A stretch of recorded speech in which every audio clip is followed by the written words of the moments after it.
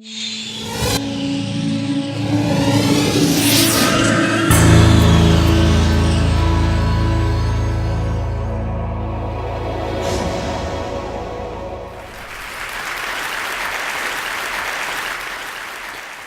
epitomize stasis.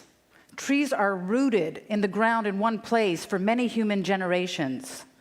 But if we shift our perspective from the trunk to the twigs, trees become very dynamic entities, moving and growing.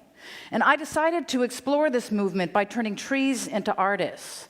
I simply tied the end of a paintbrush onto a twig. I waited for the wind to come up and held up a canvas, and that produced art. The piece of art that you see on your left is painted by a western red cedar, and that on your right by a Douglas fir. And what I learned was that different species have different signatures, like a Picasso versus a Monet. But I was also interested in the movement of trees and how this art might let me capture that and quantify it. So to measure the distance that a single vine maple tree, which produced this painting, moved in a single year, I simply measured and summed each of those lines.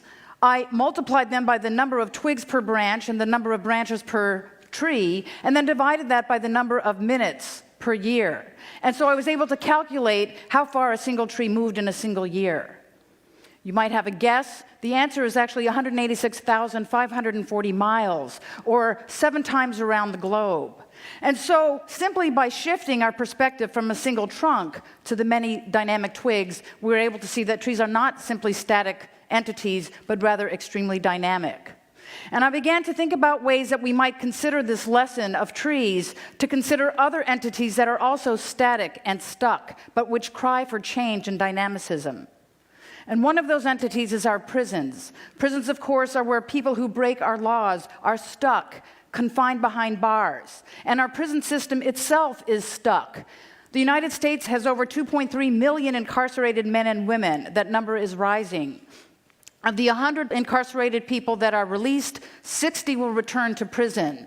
Funds for education, for training, and for rehabilitation are declining. So this despairing cycle of incarceration continues. I decided to ask whether the lesson I had learned from trees as artists could be applied to a static institution such as our prisons. And I think the answer is yes. In the year 2007, I started a partnership with the Washington State Department of Prisons. Working with 4 prisons, we began bringing science and scientists, sustainability and conservation projects to 4 state prisons. We give science lectures, and the men here are choosing to come to our science lectures instead of watching television or weightlifting. That, I think, is movement. We partnered with the Nature Conservancy for inmates at Stafford Creek Correctional Center to grow endangered prairie plants for restoration of relic prairie areas in Washington State. That, I think, is movement. We worked with the Washington State Department of Fish and Wildlife to grow endangered frogs, the Oregon spotted frog, for later release into protected wetlands. That, I think, is movement. And just recently, we've begun to work with those men who are segregated in what we call supermax facilities. They've incurred violent infractions by becoming violent with guards and with other prisoners. They're kept in bare cells like this for 23 hours a day. When they have meetings with their review boards or mental health professionals, they're placed in immobile booths like this. For 1 hour a day, they're brought to these bleak and bland exercise yards.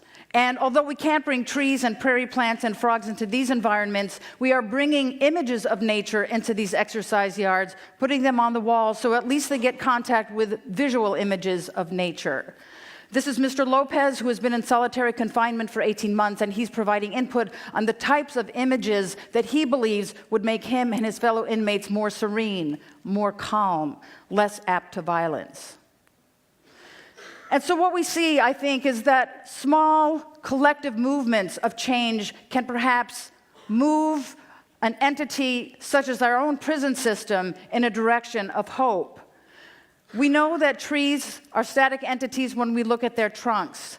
But if trees can create art, if they can encircle the globe 7 times in 1 year, if prisoners can grow plants and raise frogs, then perhaps there are other static entities that we hold inside ourselves, like grief, like addictions, like racism, that can also change.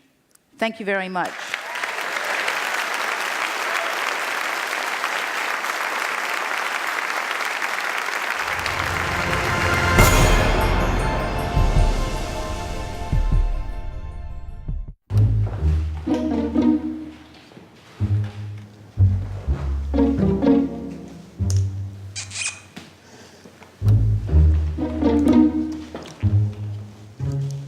Oh, very funny. You got me. I changed it to a plus. We are Intel, sponsors of tomorrow.